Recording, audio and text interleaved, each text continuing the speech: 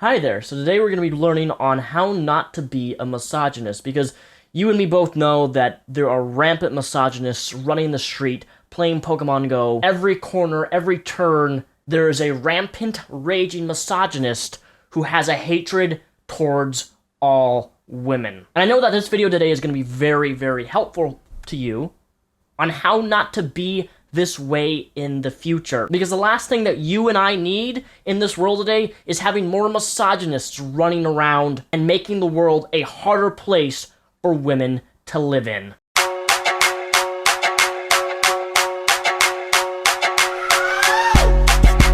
Purchase your tracks today.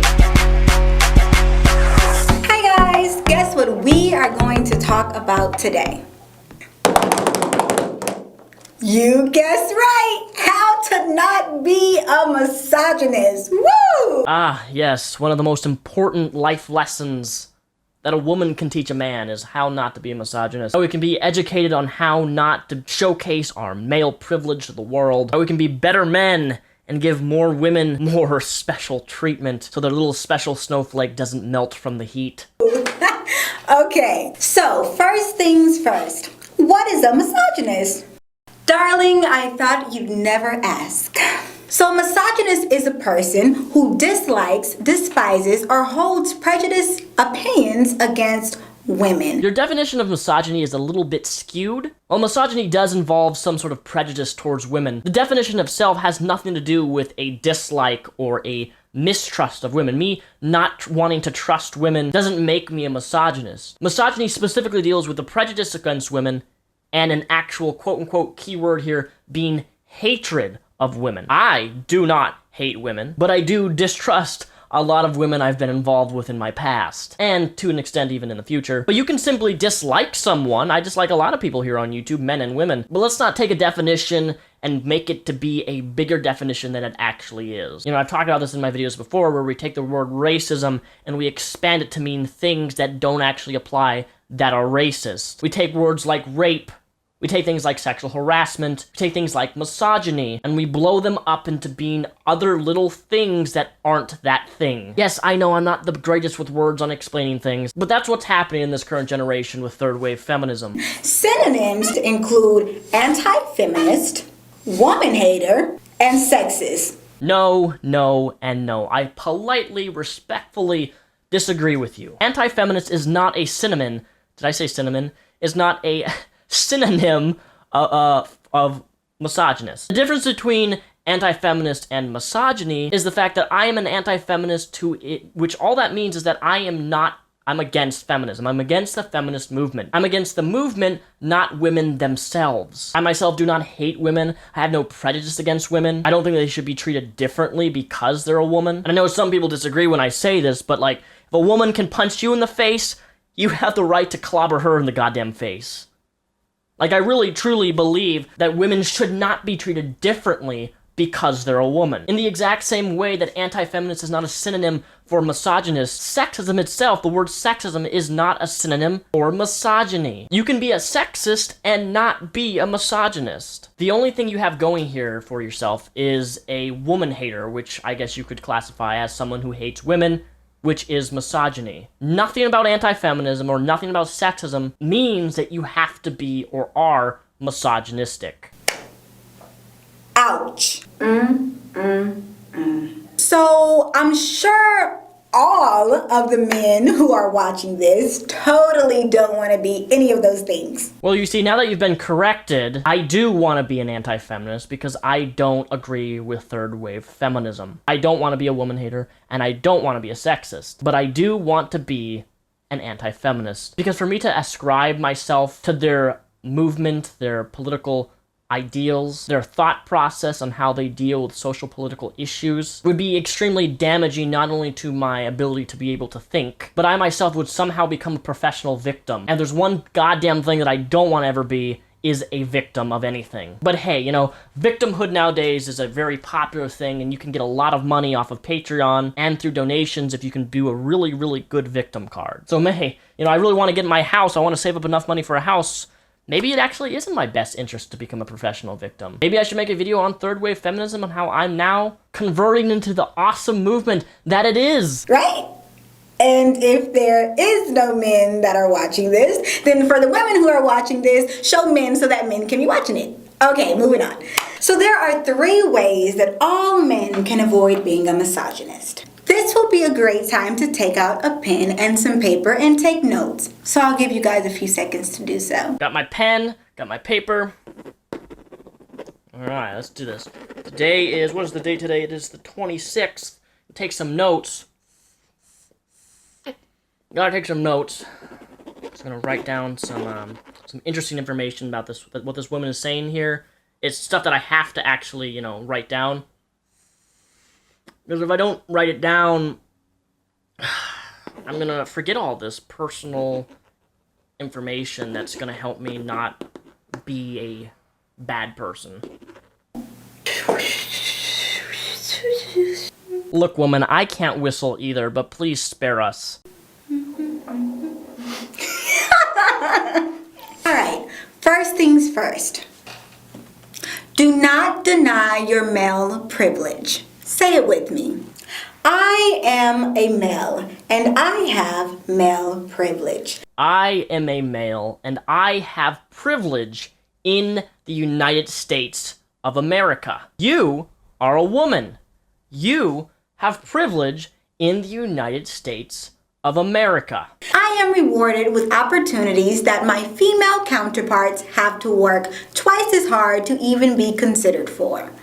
I am rewarded with opportunities that my female counterparts have to not get killed in the workplace because of their job. I have opportunities to go into the military, to be slaughtered, to be shot, to be killed, all for the sake of protecting our country. I have the opportunity to constantly lose in court over child custody. Even if the woman isn't financially able to provide for that child, she somehow still gets to take care of the child and can't provide for it properly. I have the opportunity to fucking kill myself because my mental health isn't usually taken seriously. I have the opportunity to do the exact same crime of molesting a young boy and getting 25 years prison sentence, but you have the opportunity to only get 10. Surprisingly enough, you do get a +1 from me on that statement, because unlike most feminists like yourself, there are some women who don't think that men can go through any sort of hardship because of their male privilege. So although you're stupid, I do give you a little bit of credit for acknowledging that we can have hardships. Like, one of the biggest hardships for me is waking up in the morning and trying to take a piss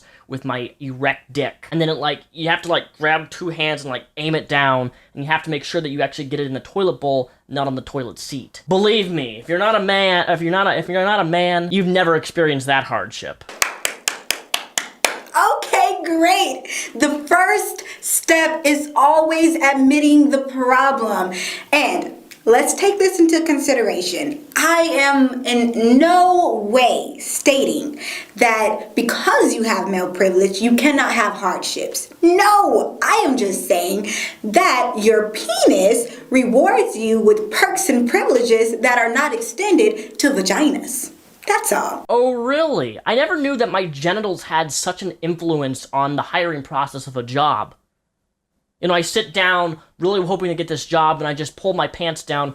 I just pull my pants right off, and my underwear, and I'm like, hey, take a look at my dick. Is this gonna get me qualified to get hired? Because, my genitals makes all the difference on whether or not I get hired. And the interviewer says to me, yeah, your dick's about average size. I think that you're good to go. We're gonna hire you because you got a great average size cock. Oh, well, that was an easy job application. Now, I know what this woman is attempting to say, obviously. And I always mention it in my videos, is my 3rd job I had as an optical assistant making glasses in an optical warehouse for Costco. Everyone around me was a woman.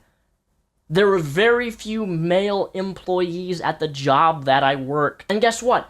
I didn't see a problem with that. Yeah, a lot of women get hired at my job, more than men. And I don't sit there and say, well, it's probably because of their fucking bleeding vagina. That's why they got hired, is because, they have a little bit more perks having a pussy. 2. Okay, that makes it 4. I am so corny. Damn. 2. And I'm glad that you can officially count. Do not be a racist fetishizer. And I know that being a racist fetishizer probably isn't a real word, but today is gonna be a real word for the misogynists who do it. A racist fetishizer is a male who targets specific races and projects racist stigmas onto them.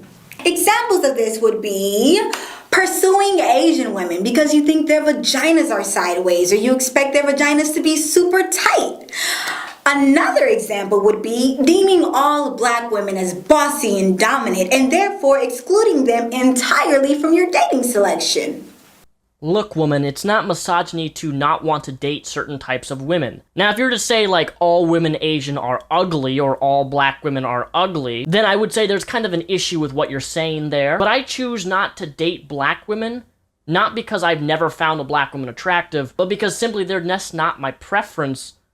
And the majority of women who I've met who are, in fact, dark-skinned or black, typically don't have the personality traits that I find attractive.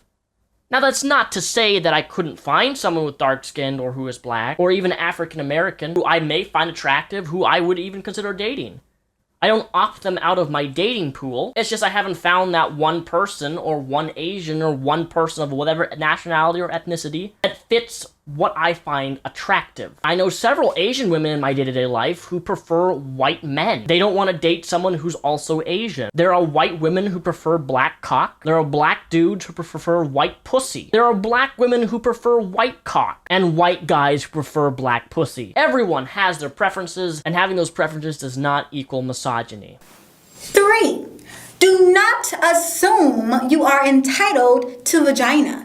You are not. So when you like a woman, that does not mean that woman has to like you. Therefore, when you pursue a woman and she rejects you, do not go on a tangent about how she is a stupid, ugly, worthless, ugly feet having stinky bitch. You're speaking to a very small minority of men who act and think this way.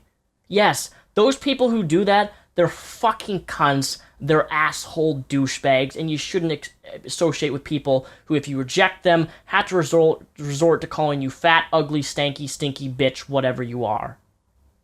Like any guy who reacts that way to a rejection, the fact of the matter is that you think that a lot of men actually think this way or act this way, when the reality is that they don't. You're generalizing all men to be these types of men who walk around the street and like, hey, that's a nice tight pussy. It's mine. That pussy's mine. Yet you're claiming her, like, that doesn't happen, okay? It does happen, but it doesn't happen with the scope and the exaggeration, the dramaticness that you're saying that it does. The funny thing is I've actually rejected women who've reacted very aggressively towards me and called me names after I rejected her when she made advances towards me. I'm not going to generalize all women of all being the same sort simply because I had a experience like that. And I've met women who I've rejected and they still make advances towards me after I've said I'm not interested. And those types of women are cunts. They're stupid. They're bitches. If I say no, it means no. Don't disrespect me by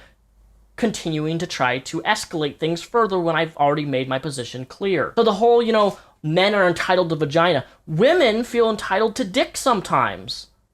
It's a two-way street and you have to look at it both ways. Just don't do it. Just don't do it. There are hundreds of ways that men cannot be a misogynist, but these 3 ways are a great start. So remember, men, check your male privilege, do not fetishize, and do not force yourself onto women or their vaginas. Easy, right? I know.